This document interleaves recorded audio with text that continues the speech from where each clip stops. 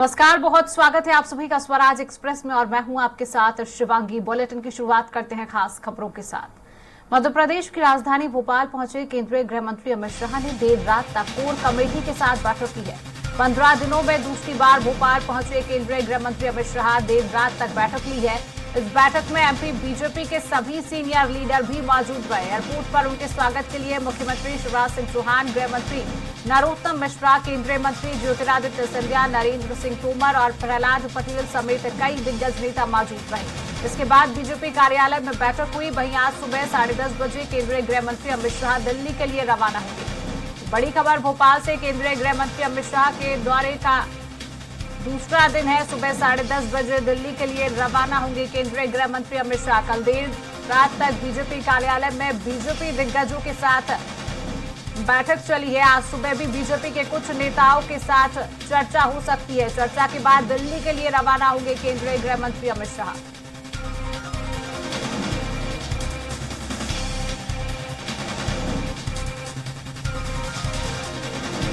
तो आज सुबह 10:30 बजे दिल्ली के लिए रवाना होंगे अमित शाह। कल देर तक बीजेपी कार्यालय में बीजेपी दिग्गजों के साथ मंथन किया गया और आज सुबह भी बीजेपी के कुछ नेताओं के साथ अमित शाह की मुलाकात हो सकती है और चर्चा के बाद दिल्ली के लिए रवाना होंगे केंद्रीय गृह मंत्री अमित शाह। तो लगातार बड़ी खबर है भोपाल से, केंद्रीय गृह मंत्री अमित शाह के दौरे का आज दूसरा दिन है। लगातार 15 दिन में दूसरी बार केंद्रीय गृह मंत्री अमित शाह मध्य प्रदेश के दौरे पर हैं और आज सुबह 10:30 बजे दिल्ली के लिए रवाना हो जाएंगे।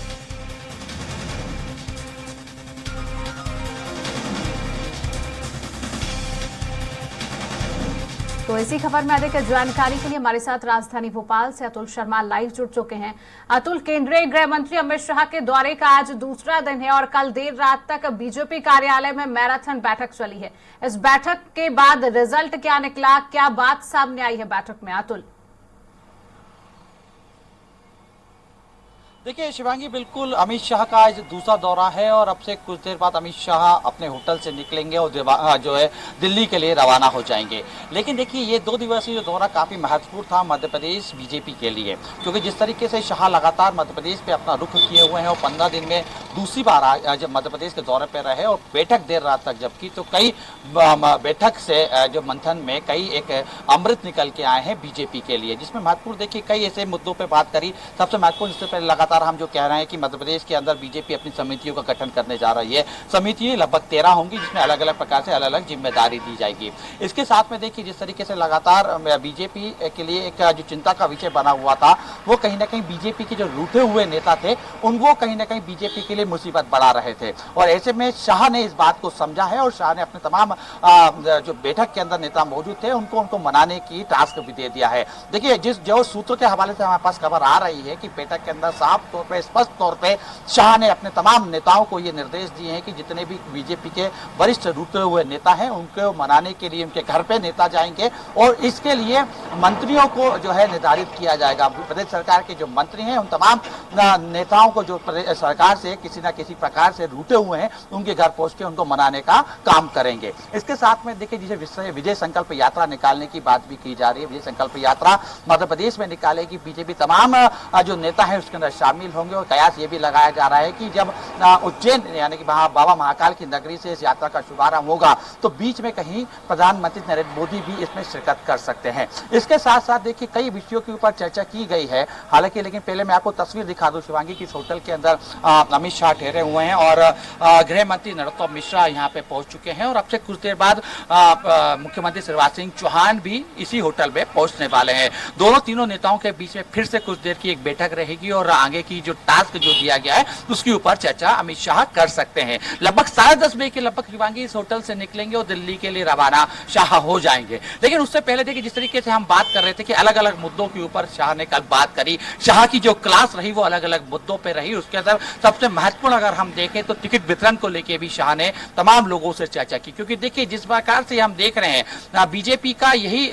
फॉर्मूला रहा है कि जिताऊ कैंडिडेट की तलाश रहे, भले ही उसके लिए पुराने जो विधायक हैं, सिटिंग विधायक हैं, भले ही उसके लिए अगर नाराजगी उनके अंदर चल रही है तो उनका टिकट काट दिया जाए। ऐसे ही तरीका ये की जा रहा है और इसी तरीके से इसी फार्मूले पे बीजेपी आगे चलती हुई दिखाई दे सकती है। इसके साथ देखिए तमाम जो प्रोग्राम्स चलने वाले हैं उन प्रोग्राम्स को लेके भी शाह ने अलग अलग तरीके से बात करें, क्योंकि देखिए जिस तरीके से संकल्प यात्रा की हम बात कर रहे हैं, या बीच में अभी बीजेपी की और भी कई ऐसे प्रोग्राम्स हैं जो आने वाले हैं, जो चुनाव से जुड़े होंगे, उसको किस तरीके से क्रियान्वयन किया जाए, शाह ने इस तमाम मुद्दों को लेकर बात अपने नेताओं से करते हुए नजर आए थे। हालांकि देखिए इसके बीच में अगर हम देखें तो कई ऐसी बातें, देखिए जिस तरीके से मध्य प्रदेश सरकार की हम बात कर रहे हैं शिवांगी, तो कई ऐसी योजनाएं हैं जो जनता से सीधे जोड़ती है, जनता का सीधे रुझान उनकी तरफ होता है, जिसमें लाडली बहना योजना की हम बात कर सकते हैं, लाडली लक्ष्मी योजना की हम बात कर सकते हैं, तीर्थ दर्शन योजना की हम बात कर सकते हैं, संबल योजना की हम बात कर सकते हैं। ये वो योजना है जो एक बड़ा वोट बैंक को प्रभावित करती है।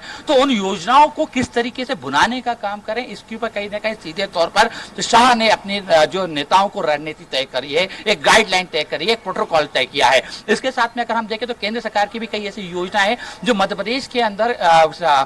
बीजेपी सरकार के लिए, यानी कि शिवराज सरकार के लिए और संगठन के लिए विशेष तौर पर फायदा पहुंचा सकती है, जिसमें आयुष्मान हम की बात करें या प्रधानमंत्री आवास की हम बात करें। तो ऐसे में इन हितग्राहियों को किस तरीके से इसके साथ जोड़ा जाए और जोड़ने के साथ उन तमाम हितग्राहियों को वोट में किस तरीके से तब्दील किया जाए और वोट में तब्दील करने के बाद उनको मतदान केंद्र तक कैसे ले जाया जाए, इन तमाम मुद्दों के ऊपर कल शाह क्लास लेते हुए नजर आए। यानी कुल मिला के हम ये कह सकते हैं शिवांगी कि कल का जो दिन था और आज का जो दिन है, लगभग 10:30 बजे रवाना शाह यहाँ से होंगे, बीजेपी के लिए काफी महत्वपूर्ण था। रणनीति के हिसाब से तमाम कोशिशें ये की जाएगी। देखिए शाह ने स्पष्ट संदेश दे दिया है कि मध्य प्रदेश के अंदर अब चुनाव के दौर में अगर कुछ चलेगा तो वो चलेगी शाह नीति, और शाह नीति के तहत ही तमाम बीजेपी के जो दिग्गज नेता हैं उनको काम करना होगा, जिसमें हम मुख्यमंत्री शिवराज सिंह चौहान का भी नाम ले सकते हैं, इसमें हम बी डी शर्मा का भी नाम ले सकते हैं। तमाम वो रणनीतिकार जो मध्य प्रदेश के अंदर बीजेपी की रणनीति तय करते हैं, उन्हें अब शाह नीति पे चलना पड़ेगा,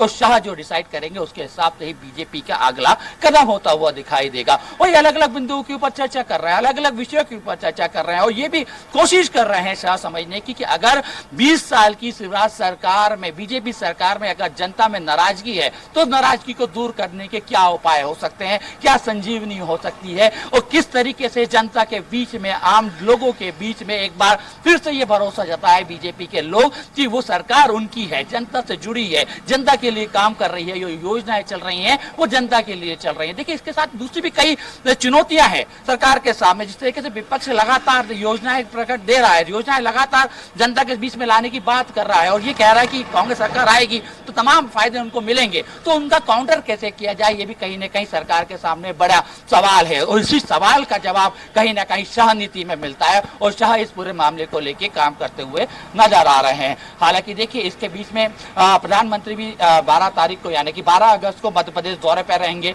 उस दौरे के दौरान प्रधानमंत्री नरेंद्र मोदी का किस तरीके से कार्यक्रम रहेगा, क्या प्रोटोकॉल रहेगा, और सबसे महत्वपूर्ण कि जिस तरीके से ये कहा जा रहा है शिवांगी कि विश्व का सबसे बड़ा मंदिर सागर में रविदास जी का बनने जा रहा है, और उसका भूमि पूजन प्रधानमंत्री नरेंद्र मोदी करेंगे, तो ये बात आवाम तक किस तरीके से ले जाए, और उस दौरान जब प्रधानमंत्री सागर में एक